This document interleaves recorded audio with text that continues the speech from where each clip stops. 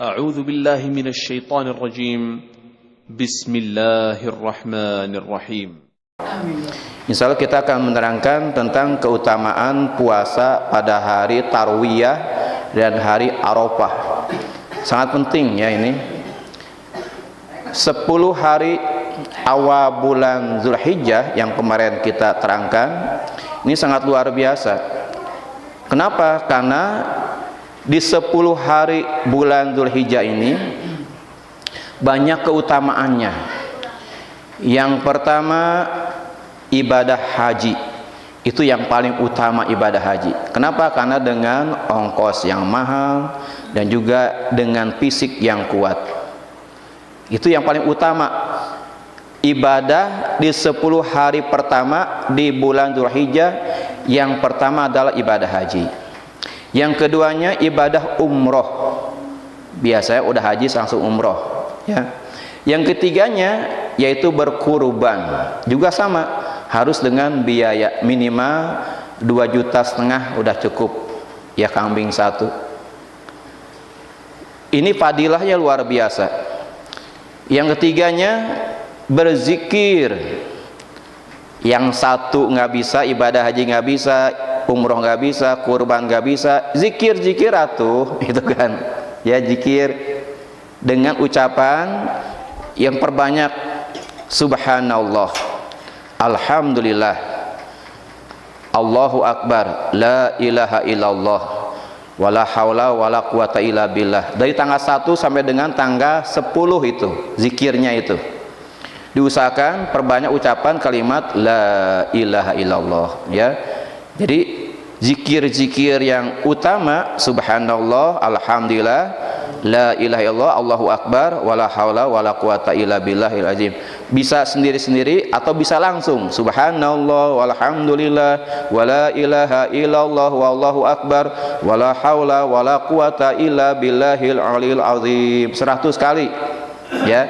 Kalau sendiri-sendiri berarti berapa? 500 kali ya. Subhanallah 100, alhamdulillah 100, la ilaha illallah 100, Allahu akbar 100, la haula wala quwata illa billah 100, jadi 500 ya. Kenapa? Karena ini sangat penting.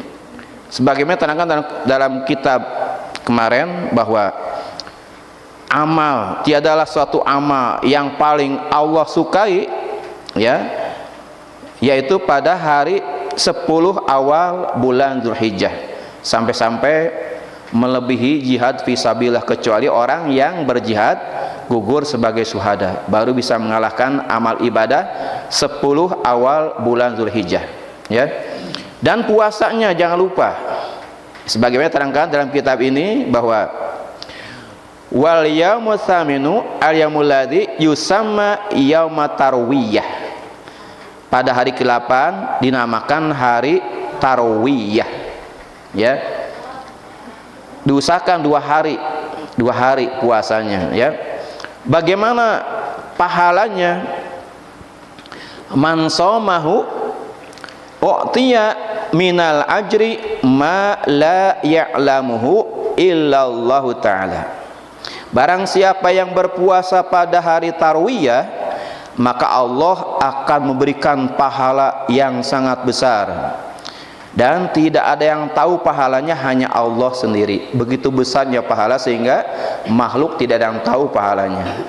Peperihan orang lain ibadah haji ya, juga ibadah umroh, berkurban. Kita yang di sini puasalah ya, berpuasa. Terus puasa hari yang ke-9 ya. Wal yaumut tasi'u al yaumul ladzi huwa yaumu Arafah. Hari yang ke-9 dinamakan hari Arafah. Ini yang paling penting. Karena haji itu sahnya ketika orang wukuf di Arafah. Ibadah umroh dan haji sama ya, cuman yang membedakannya hanya wukuf saja. Kalau umroh tidak ada wukufnya, tapi kalau haji ada wukufnya. Orang yang ibadah haji tanpa wukuf maka tidak sah hajinya ya, kecuali dibadalkan ya. Orang yang sakit pun dibawa didorong pakai roda, pakai ambulan, yang penting melewati Arafah, ya. Itu yang paling utama. Jadi barang siapa yang berpuasa, man somahu kana kafaratan lisanatin madiyatin wasanatin mustaqbilatin, ya. Jadi barang siapa yang berpuasa pada hari Arafah, maka adalah menjadi tebusan dosa tahun yang lalu dan dosa tahun yang akan datang. Ini pahala luar biasa. Puasa 1 hari bisa menebus dosa setahun yang lalu dan dosa tahun yang akan datang. Sebelum kita melaksanakan maksiat sudah diampuni, tapi jangan, ya, sudah Allah memberikan ampunan, ya, jangan sampai kita menyalahi apa yang Allah berikan, ya. Dan dalam hadis yang lain, man shoma yauma arafata min dzilhijjah katabahu ta'ala lahu siyama sittina sanatan. Ini luar biasa pahalanya, ya. Barang siapa yang berpuasa pada hari Arafah di bulan Dzulhijjah, maka Allah akan mencatat baginya seperti orang yang berpuasa 60 tahun, sittina sanatan, 60 tahun, ya. Kita mampu nggak puasa 60 tahun berturut-turut? Nggak mampu, ya. Diusahakan puasa Arafah. Wa kataballahu ta'ala minal qanitin, dan Allah akan mencatat baginya sebagai orang yang qanitin, orang yang benar-benar bertakwa, orang-orang yang istiqomah dalam beribadah, namanya qanitin, ya. Orang-orang yang benar-benar sudah menyatu dengan Allah, ya, orang qanitin itu, ya. Jadi orang-orang yang bertakwa dan istiqomah dalam ketakwaannya, itu namanya qanitin, ya. Sulit kecuali orang-orang yang sudah terpilih, yang sudah terbiasa beribadah sehingga tidak menghiraukan apapun, baik dalam keadaan kaya, miskin, sakit, sehat, tetap ibadah mah ibadah wae itu kan, ya. Ibadahnya bukan karena ingin masuk surga atau takut neraka, tapi murni ingin mendapatkan ridhonya Allah. Itu ranking yang pertama, ya. Boleh kita ibadah menginginkan surga, boleh, tapi itu orang awam. Atau takut neraka juga sama, ya, orang awam. Tapi orang yang beribadah karena ingin mendapatkan ridho Allah, itu yang paling utama, ya. Terus bagaimana orang yang berkurban? Ini pahala juga sangat besar sekali, ya. Sengaja saya pilih-pilih supaya lebih gampang untuk melaksanakan apa yang harus dikerjakan di bulan Dzulhijjah ini, ya. Kelewat sedikit. Wal yaumul ashiru, ya, wa yaumul adha, dan hari yang ke-10 namakan hari raya Idul Adha, ya. Man qoroba kurbanan fihi fabi awali kutratin kotorot min damihi ghafarallahu lahu dzunubahu wa dzunuba iyalihi. Barang siapa yang berkurban dengan satu hewan kurban, maka tetesan darah yang pertama, satu tetes, ketika menyembelih mungkin banyak ratusan tetes, satu tetes yang jatuh ke tanah, ya, Allah akan mengampuni semua dosa-dosa orang yang berkurban.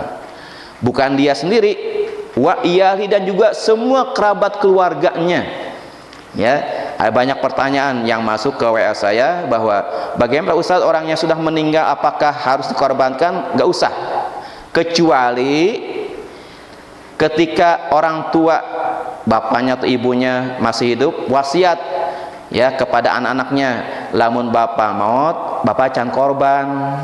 Atau kalau ibu sudah meninggal, ibu belum berkurban, tolong nanti kalau ada rizkinya kurbankan. Itu wasiat. Maka apabila anaknya punya rezeki, maka wajib memenuhi wasiat tersebut, ya. Tapi kalau tidak wasiat, korban itu untuk orang yang hidup. Mohon maaf, ya, saya banyak sekali pertanyaan-pertanyaan dari warga, dari jemaah, bahwa orang yang sudah meninggal nggak usah dikorbankan. Jadi sunat muakkadah bagi orang yang mampu tahun itu. Misalnya tanggal 10 belum punya uang juga, pas hari raya Idul Kurban belum punya uang, tapi begitu tanggal 11 atau tanggal 12 atau terakhir hari Tasyrik dia ngejual tanah misalnya, ya, lalu dapat rezeki, maka dia sunat muakkadah untuk berkurban walaupun hari akhir, ya. Jadi banyak pertanyaan, bagaimana Pak Ustadz kalau misalnya pas hari kurbannya nggak punya uang, tapi begitu tanggal 12 atau tanggal 13 dapat uang, bagaimana? Boleh berkurban, ya. Orang yang berkurban mendapatkan sepertiga bagian dari hewan kurban tersebut. Misalnya sapi beratnya 400 kilo, dibagi 7 orang, dibagi 3, ya, berarti masing-masing peserta kurban itu 9 kilo kurang lebih, ya. 3 kilo daging penuh, 3 kilo kerakasnya, ya, tulang belulangnya ada dagingnya, bukan tulang hongko, ya. Tanpa panitia harus jeli, ya. 3 kilonya lagi jeroan, bisa jantung, bisa hati, bisa apa, bisa paru, bisa jeroan usus dan sebagainya, babat, ya. Jadi itu pembagiannya mudah sebetulnya. Dan mohon maaf, panitia itu tidak berhak, ya, mohon maaf, saya di mana menerangkan ini, daging kurban itu bukan milik panitia, bukan. Panitia hanya diberikan amanat, ya. Panitia itu tidak berhak ngambil daging sendiri dan sebagainya, ya. Panitia hanya diberikan amanat, tolong disembelihkan dan dibagikan ke mustahiknya. Jangan sampai mentang-mentang panitia pang sebeuna, pang banyak dagingnya, jangan itu, ya. Nanti di akhirat mendapatkan nanti, ya, ditanya oleh Allah tentang keadilan, ya. Jadi tidak boleh panitia, walaupun panitia tidak berhak untuk mengambil daging sendiri, ya. Panitia semuanya dibagikan sama-sama, semuanya sama, tidak ada yang lebih, tidak ada yang kurang, semuanya panitia sama mendapatkan bagian. Bagaimana kulitnya? Ini banyak pertanyaan juga. Bagaimana kulitnya? Apakah boleh dijual atau tidak? Ya, ini ada ikhtilaf para ulama bahwa kulitnya itu tidak boleh, ya, haram hukumnya dipinta oleh orang yang berkurban. Ya, mohon maaf nih, kulitnya tidak boleh diminta oleh orang yang berkurban, ya. Boleh dibagikan, direcah kulitnya, cuman sulit ngolahnya. Kumaha coba kalau kulit kambing, nggak bisa kan? Solusinya dijual, boleh dijual, tapi bukan untuk kas masjid, mohon maaf, bukan untuk panitia, bukan, ya, untuk orang-orang fakir miskin. Masa diberi daging yang meuli beasna itu kan, diberi daging gasna karunya kan. Jadi uang kulit itu dijual, dibagikan kepada orang-orang yang miskin, itu baru panitia yang benar, ya. Mohon maaf, ya. Jadi panitia tidak berhak menjual kulitnya sendiri-sendiri untuk kantong sendiri, nggak boleh itu, ya. Kalau bisa dibagikan kepada fakir miskin, kayak daguannya, kayak duitnya, kayak nyusul, ngajual kulit heula gitu kan. Begitu seharusnya, ya. Misalnya ngejual kulit untuk ngomean kamar mandi masjid, nggak boleh itu, ya. Atau untuk, mohon maaf, untuk nyian bedug gitu kan, meuli gampang, ya. Untuk bedug mah beli aja sendirilah panitia atau pengurus musola atau masjid. Jangan kulitnya diambil, nggak boleh itu, ya.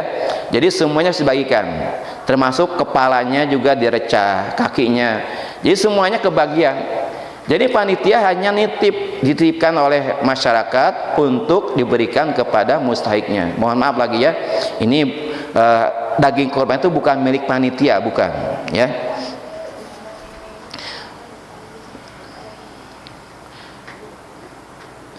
Bagaimana orang yang nggak bisa berkurban? Ya, ada solusinya. Waman at'ama fihi mu'minan aw tasaddaqa fihi bisadaqatin fa ba'asallahu ta'ala yaumal qiyamati aminan wa yakunu mizanahu asqala min jabalin Uhudin. Bagi orang yang nggak bisa naik haji, nggak bisa umroh, nggak bisa kurban, ada solusinya. Barang siapa yang berikan makanan ketika orang sedang menyembelih hewan kurban, orang nganteran ya, aya pisang goreng, aya aqua misalnya, kita punya apa, bisa nyun sang goreng, kirim sang goreng ya. Nggak punya apa-apa, punya aqua cuman 1 dus, kirim cuma 15.000 16.000 ya.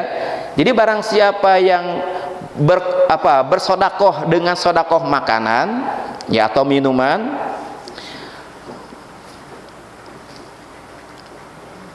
pada hari ketika Idul Adha ya, ketika orang sedang memotong hewan kurban, maka ba'asallahu ta'ala yaumal qiyamati aminan. Allah akan bangkitkan orang tersebut dalam keadaan aman pada hari kiamat ya, pada hari kiamat dalam keadaan aman. Wa yakunu mizanuhu asqala min jabalin Uhudin. Dan ketika ditimbang pahala itu, maka lebih berat daripada pahala ya menyedekahkan gunung Uhud ya, seperti lebih berat daripada gunung Uhud. Yang mungkin kalau di sini gunung Salak itu kan ya, begitu besarnya pahala ketika kita bersedekah pada hari raya Idul Adha ya. Bagi orang yang berkurban, ini sekalian ya, karena waktunya tinggal berapa hari lagi ya. Rasul bersabda, bagi orang yang tidak mau berkorban, man kana lahu sa'atun falam yudahi falyamut insya'a yahudiyan wa insya'a nasraniyan. Barang siapa yang punya kelebihan rizki pada tahun itu dan dia tidak mau berkurban selama hidupnya, falyamut insya'a yahudiyan, maka disuruh milih apakah matinya menjadi orang Yahudi wa insya'a nasraniyan, atau dia menghendaki mati sebagai orang Nasrani. Tinggal pilih. Man kana lahu sa'atun falam yudahi fala yuqaribanna musallana. Barang siapa yang tidak mau berkurban, barang siapa yang punya keluasan rizki pada tahun itu dan dia tidak mau berkurban, maka jangan sekali-kali ya jangan sekali-kali datang ke tempat sholat kami. Artinya orang tersebut tidak diakui sebagai umat oleh Nabi Muhammad SAW ya. Jangan sampai kita selama hidup ini tidak berkurban. Insya Allah kalau kita niat, setiap tahun kita niat, insya Allah Allah akan menilai niatnya. Mudah-mudahan ada manfaatnya.